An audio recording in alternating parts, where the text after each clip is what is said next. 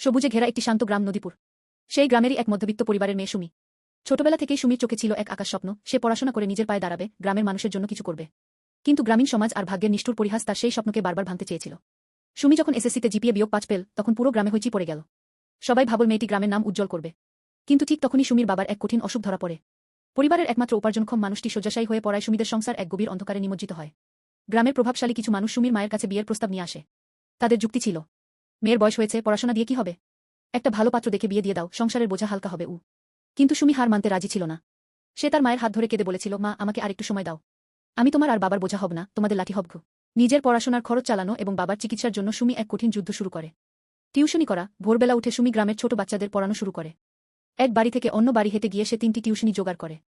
হস্তশিল্পের কাজ। রাতে লণ্ঠনের আলোয় সুমি আর তার মা মিলে নকশিকাঁথা এবং কাপড়ে বুটিকের কাজ করত।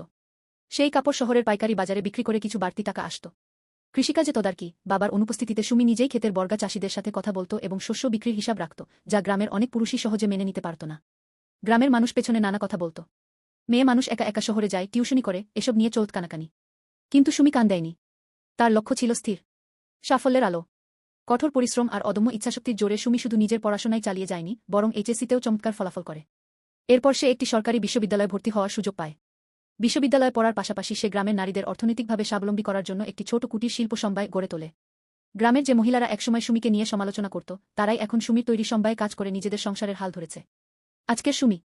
আজ সুমি পড়াশোনা শেষ করে একটি ব্যাংকের উচ্চপদস্থ কর্মকর্তা।